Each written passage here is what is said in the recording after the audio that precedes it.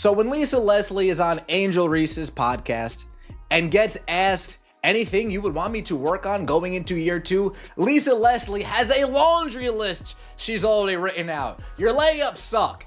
Your layups suck. You can't finish. You can't finish. You can't. Lisa Leslie had a huge list. Ever wonder what happens when a basketball star's ego outgrows her skills? Angel Reese's new podcast, Unapologetically Angel, is giving us front row seats to that exact spectacle. And boy, is it a doozy. I don't know what the scouts were looking at. I really don't. But following the 7, God has a plan, and it is what it is, and you ended up in Chicago, but I'm just telling you. Going into season, you were ready. Thank you. Going into my season 2, what's some advice that you would give for me? From WNBA legends roasting her layups to dismal viewership numbers, Reese's attempt to stay relevant is backfiring in the most cringeworthy way possible. You won't believe what her own mentor, Lisa Leslie, had to say about her game. Stick around as we dive into this train wreck that's got the basketball world buzzing. Are you ready? Let's go. You know what's wild? Angel Reese can't seem to shake off Caitlin Clark's shadow, even on her own turf. Reese launched Unapologetically Angel to give fans a peek into her life beyond the court, but it's turned into an unexpected comedy of errors. Every single episode, no matter who's sitting across from her or what topic they start with, somehow ends up circling back to the one and only Caitlin Clark. Angel Reese on the Unapologetically Clout-Chasing Caitlin Clark podcast. I think that's what it's called. Unapologetic Clout-Chasing of Caitlin Clark podcast, hosted by Angel Reese. It's like Clark has become this invisible guest star that Reese can't escape. Is it the guests who keep bringing her up? Or is Reese subconsciously steering the ship towards Clark Island? We've got to wonder what's really going on in Reese's head. Is it a case of intense rivalry, secret admiration, or is Clark just that much of a dominant force in women's basketball right now? Episode after episode, we're seeing this pattern unfold. One minute, Reese is chatting about her favorite pregame rituals, and the next, bam, someone's gushing about Clark's latest record-breaking performance. It's almost comical how predictable it's become. Fans on social media are having a field day with it, suggesting the podcast should be rebranded as The Caitlin Clark Show, hosted by Angel Reese. This Clark-centric content might actually be doing Reese a favor. Think about it. Every time Clark's name comes up, it's drawing more attention to Reese's podcast. Basketball analysts are noticing too, pointing out how Reese's attempts to highlight her own journey often get overshadowed by discussions of Clark's achievements. Why do you think people love Caitlin Clark, besides her skills? She can shoot threes from logo. We've never seen that before. That's my point. Steph Curry, a little kid. Like Steph Curry, I love. You know why I love Steph Curry? Because I've never seen that before. You've got to wonder what this is doing to Reese's image and the goals she had for her podcast. Did she set out to create a platform where she'd constantly be compared to Clark? Or is this just an unexpected twist in the Angel Reese story? It's a fine line between staying relevant and becoming obsessed. And right now, it's hard to tell which side Reese is landing on. Are you ready to hear what Reese's so-called mentor said about her? Lisa Leslie appears on Angel Reese's podcast, Unapologetically Angel. She gives Angel some advice. Just a hint, it has to do with her layups. You thought the Caitlin Clark comparisons were tough? Well, Angel Reese's latest podcast episode just took an unexpected turn into awkward city when WNBA legend Lisa Leslie stepped into the Unapologetically Angel studio. Fans probably expected some lighthearted banter and maybe a few nuggets of wisdom. Instead, they got a front row seat to what can only be described as a public roasting session. Leslie, apparently not one for sugarcoating, decided to keep it real. And I mean really real. Going into my season 2, what's some advice that you would give for me? Season 2, I can't wait to work with you some more. The biggest advice I have for you is going to be how you shoot your layups, period. Let's break this down, shall we? Leslie, a two-time WNBA champ and arguably one of the most dominant players in women's basketball history, didn't waste any time getting to the point. She looked Reese dead in the eye and dropped this truth bomb. The biggest advice I have for you is going to be how you shoot your layups, period. Ouch. Can you imagine sitting there, trying to host your own show, while your basketball idol basically tells you that your fundamental skills need serious work? But wait, it gets better or worse, depending on how you look at it. It's just a fact. She is, it's more than a fact. She is not good at layups. But I was looking at her stats. I jotted some down right here, and she shoots an abysmal 39% from the field. She shot below 50% on shots less than 5 feet away, which is bad. And even worse than that is that shots from 5 to 9 feet, 13%. Leslie didn't stop at just critiquing Reese's layup form. She went full statistician on us, pointing out that Reese averaged a measly 39.1% from the field during her rookie season.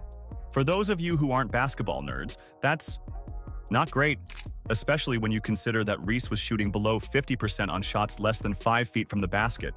That's like missing half your shots right at the rim. You know, the easiest place to score from. This is like WNBA leveling up and all eyes on her now. I think that she knows that she has to completely restructure her form because that is not the way to be efficient in the post position that she is in. At the post position that she's in, a layup is supposed to be a given. She needs to improve her touch around the rim, like all over the place, but she seems to take these desperation shots. Now, picture this scene. Reese, probably sweating bullets, trying to maintain her cool as Leslie just keeps dishing out these harsh truths. It's like watching a train wreck in slow motion, but you can't look away. The awkward tension in that studio must have been thick enough to cut with a knife. Remember, this is the same Angel Reese that faced stat padding allegations all season long, to the point her coach got fired. Even Kennedy Carter roasted her on her way out of Chicago. Kennedy Carter Instagram account right here, guys. And I'm here to tell you, bruh, she been going on a little rant all night long. Now, this is the tweet right here that kind of sparked everything. She stated, I think the ability to consistently make layups just put anyone in a different tier. So important to score easy. Now, a lot of people is insinuating that this tweet is towards Angel Reese. Here's the thing about pro athletes. They love to spill the tea on social media. And when it comes to the Chicago Sky, Carter just turned up the heat to boiling point. You know those vague tweets that make you go, wait, what's the real story here? Well, Carter dropped a doozy that had everyone connecting the dots faster than you can say, layup. Carter tweeted about the importance of making layups. Innocent enough, right? Wrong. See, Angel Reese had been struggling with layups all season. We're talking a success rate of 42.4%, the worst in the WNBA. That's not just bad. That's maybe you should try underhand bad. Out of 321 attempts, Reese only managed to sink 136. Ouch. Just like I've been telling y'all, bro. She has been making it her business to sneak this Angel Reese every chance she get. Now, since she's been cut, it look even more obvious. Somebody said, LOL, you ain't down. Now, this tweet right here just popped up here. Somebody tried to come into the defense of her because we know she's a free agent. So, like, if you throw teammates, ex-teammates under the bus, that's going to hurt you even more. But wait, there's more. When a fan shared a graphic showing these layup percentages, Carter couldn't resist commenting. Translation for those who don't speak Twitter. You nailed it, not gonna lie. Subtle as a sledgehammer, right? This public critique isn't just about Reese's layups or shooting percentages. It speaks to broader concerns about her playing style and approach to the game. When someone of Leslie's caliber takes the time to break down your weaknesses in such detail, it's a sign that these issues are more than just rookie jitters or minor flaws. Has nobody mentioned this to Angel Reese through 17 to 23 years old? So every time she would meet a legend or meet somebody in the WNBA, meet a player, instead of saying, hey, Angel, let me talk to you real quick. Instead of looking out for her, you guys just do this again, because it's okay. It's okay. You've got to wonder what this does to Reese's relationship with Leslie. Is this the end of a mentorship, or could it be the wake-up call Reese desperately needs? Because let's face it, when a legend like Lisa Leslie tells you to fix something, you'd better listen. But you know what? This wasn't the first time someone called out Reese in her own show. Just when you thought Angel Reese's podcast couldn't get more awkward, enter Shaquille O'Neal. her self-proclaimed father figure. But instead of offering a shoulder to cry on after Leslie's critique, Shaq came ready to drop some truth bombs of his own. And let me tell you, these weren't your average fatherly nuggets of wisdom. Oh, she can't be rookie of the year because all she do is do the flip shots, get her up. Just remember all that shit that they say. You'd think having a basketball legend like Shaq in your corner would be a dream come true, right? Well, for Angel Reese, it turned into a bit of a nightmare. O'Neal didn't just critique her game. He went full savage mode, leaving Reese and her fans stunned. You know who you are? You're the female Antoine Jameson. You know who Antoine Jameson is? He got 20,000 points with his shot. Whatever your shot is. Like, everybody's shot ain't gonna be Steph Curry. Your shot is your shot. Let's start with the comparison that had everyone's jaws on the floor. Shaq likened Angel Reese to, wait for it, Anton Jameson. Now, if you're scratching your head wondering, who? You're not alone. Jameson had a solid NBA career, sure, but he's not exactly Hall of Fame material. This comparison wasn't just unexpected, it was a straight-up reality check for Reese, who's probably been dreaming of GOAT status. But Shaq wasn't done. He took aim at Reese's layup technique, and he didn't pull any punches. She can't be Rookie of the Year because all she do is do the flip shots, O'Neal said, not mincing words. Ouch. That's gotta sting, especially coming from a guy who dominated the paint like nobody's business. He called her Antoine Jameson. Most people, trust me, she was offended. She didn't know who that was. She probably does. She's a basketball fan. She probably does.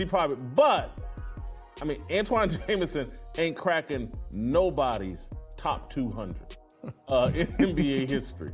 And this woman thinks she's one of the greatest WNBA players or greatest women's basketball player of all time. You know what's wild? This public roasting session wasn't just Shaq being Shaq. It was his way of giving Reese a wake-up call. O'Neal's tough love approach is legendary, and he clearly believes Reese has the potential to be great. But potential doesn't mean squat if you're not willing to put in the work and address your weaknesses. Shaq told Reese to stop comparing herself to others, yet he's the one who brought up the Jameson comparison. It's like he's saying, don't worry about what others are doing, but also, you're not as good as you think you are. Talk about mixed messages. Shaq just called her a role player, not a star, certainly not a superstar, not a legend. Hey, you remind me of Antoine Jameson. Oh, nice player. Put up 20,000 points. No one's really heard of him. I think Antoine played at North Carolina. Anyway, Shaq slams Angel Reese to her face. This whole situation puts Reese in a tough spot. On one hand, she's got one of the greatest centers of all time taking an interest in her career. That's huge. But on the other hand, having your flaws exposed on your own podcast? That's gotta be humbling, to say the least. Here's the thing, though. As cringeworthy as this podcast episode was, it might be exactly what Angel Reese needs. Sometimes it takes a harsh dose of reality to light a fire under you. And who better to deliver that reality check than Shaquille O'Neal? The man knows a thing or two about dominating in the paint and leaving a lasting legacy in basketball. Shaquille O'Neal knows talent when he sees it. Shaquille O'Neal knows a baller when he sees it. The big question now is, how will Reese respond? Will she take Shaq's critique to heart and work on improving her game? Or will she brush it off and continue down the same path? Her reaction to this public tough love could be a defining moment in her young career. If Angel Reese has only heard your form is awful from us, the internet conglomerate, from the Twitter conglomerate, if that is the only time Angel Reese has heard her form is shaky, her release is like she's shot putting on these layups, if that's the only, everybody in her life has let her down. Turns out, Shaq's critique might be the least of Angel Reese's problems right now. The new 3-on-3 league, Unrivaled, is living up to its name in all the wrong ways. Remember when Reese claimed to be the reason people tune into women's basketball? Well, she was supposed to be the biggest draw of the new league. Well, the numbers are in, and they're painting a very different picture. Let's talk ratings. Unrivaled is barely scraping by with 100,000 viewers per game after its opening weekend. That's not just bad, it's catastrophic. We're talking about a show featuring one of the most talked about names in women's basketball, and it's pulling in fewer viewers than your average cat video on TikTok. Yes, it is unrivaled. It is also unwatched. Look, let's be honest. We can sugarcoat it all you want, but if you don't have Caitlin Clark playing women's basketball, or if you're not the NCAA tournament playing women's basketball, you got nothing. Zero zip, nothing. Angel Reese may be playing in the league, but who wants to see a goofy 6'6" woman miss layups? Not I. But why is Unrivaled tanking so hard? Is it Reese's on-court performance turning viewers off? Or is there more to this ratings disaster? Well, when your layup percentage is sitting at a dismal 42.4%, it's hard to keep fans glued to their screens. That's right, Reese is missing more layups than she's making, especially when you play so close to the basket. It's like watching a professional chef burn toast. The fans aren't holding back either. Social media is having a field day with Reese's struggles. One fan didn't mince words, saying, "You need to work on them layups. You can't shoot a layup to save your life." Ouch. When your own supporters are roasting you this hard, you know you've got problems. And it's hilarious because it's my understanding now, she keeps telling us, Angel Reese keeps telling us that it's not just Caitlin Clark, that she's part of this brigade of women's basketball players that are leading all these new viewers into the WNBA. And I think it's these ratings right here that prove the biggest point. Even Reese herself seems to be feeling the heat.